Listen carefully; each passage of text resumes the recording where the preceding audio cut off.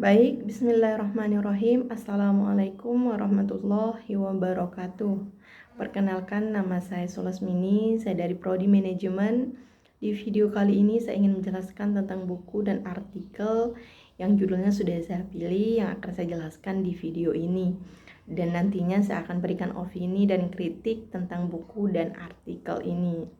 Baik, langsung saja. Jadi yang pertama saya jelaskan yaitu tentang buku The Innovator's Dilemma oleh Clayton Christensen. The Innovator's Dilemma adalah sebuah buku yang ditulis oleh Clayton M. Christensen, diterbitkan pertama kali pada tahun 1997. Buku ini menjelaskan bagaimana perusahaan besar dan mapan seringkali gagal berinovasi dan mempertahankan dominasi pasar mereka ketika menghadapi perubahan teknologi. Christensen memperkenalkan konsep disruptive innovation, yaitu inovasi yang menciptakan pasar baru dan akhirnya menggantikan teknologi yang ada.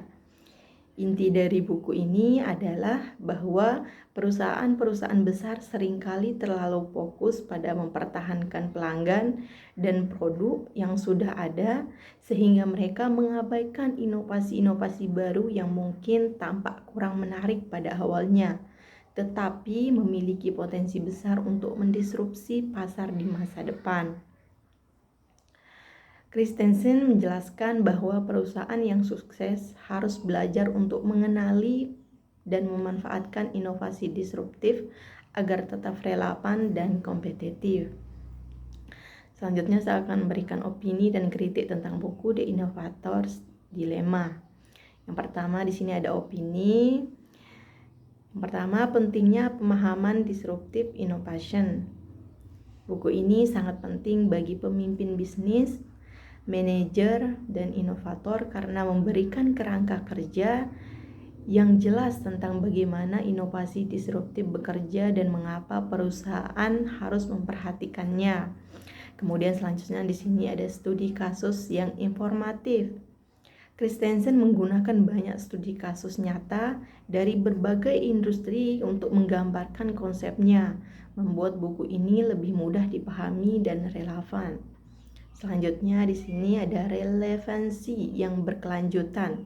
Meskipun buku ini ditulis lebih dari 2 dekade yang lalu, prinsip-prinsip yang dibahas tetap relevan di era digital saat ini, di mana perubahan teknologi terus terjadi dengan cepat.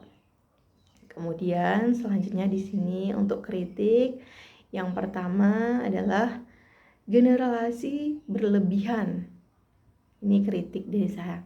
Beberapa kritikus berpendapat bahwa Christensen mungkin terlalu menyederhanakan atau menggeneralisasi fenomena disruptif tanpa mempertimbangkan konteks industri tertentu yang mungkin memiliki dinamika yang berbeda.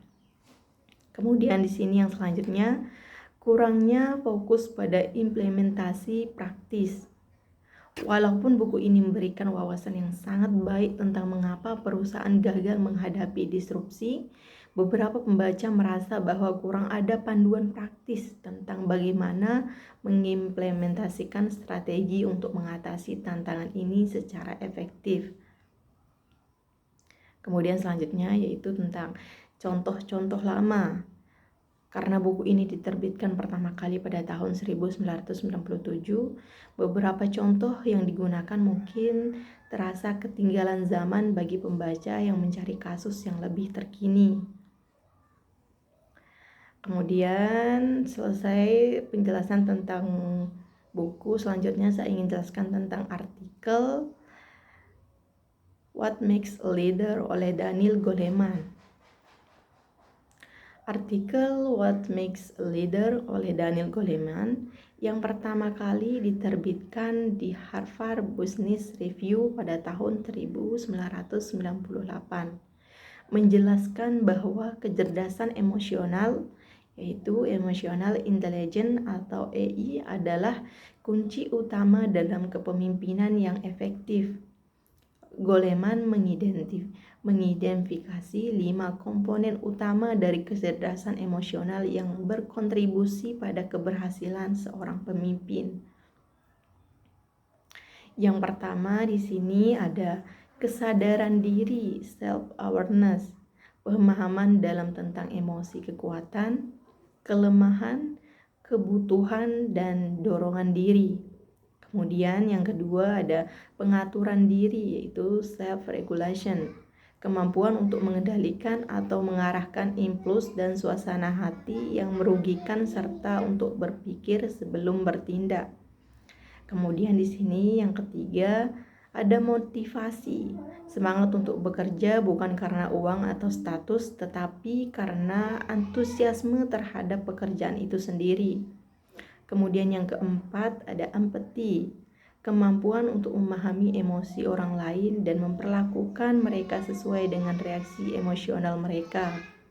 Kemudian yang kelima ada keterampilan sosial, yaitu social skills, kemampuan untuk mengelola hubungan untuk bergerak ke arah yang diinginkan.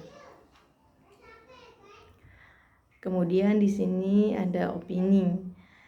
Dan opininya, artikel ini memberikan wawasan penting tentang aspek-aspek kepemimpinan yang seringkali diabaikan dalam pendekatan tradisional yang lebih fokus pada keterampilan teknis dan kecerdasan intelektual.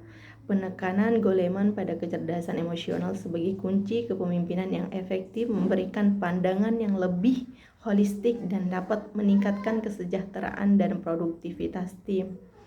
Dan untuk kritiknya, jadi kritik dari saya itu, meskipun artikel ini sangat mempengaruhi dan membuka banyak diskusi mengenai kecerdasan emosional dalam kepemimpinan, ada beberapa kritik yang bisa diajukan. Yang pertama, pengukuran dan validitas, yaitu kecerdasan emosional masih sulit untuk diukur secara akurat dan konsisten. Alat ukur yang berbeda bisa memberikan hasil yang tidak konsisten. Kemudian ada konteks budaya.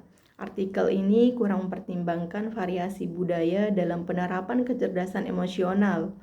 Apa yang dianggap sebagai kecerdasan emosional dalam satu budaya mungkin tidak berlaku di budaya lain. Dan yang ketiga, kompleksitas kepemimpinan. Fokus pada kecerdasan emosional mungkin mengecilkan kompleksitas kepemimpinan yang juga membutuhkan berbagai keterampilan teknis dan strategis. Baik, itu saja penjelasan dari saya. Kurang dan lebihnya mohon maaf. Wabillahi taufiq wal hidayah. Wassalamualaikum warahmatullahi wabarakatuh.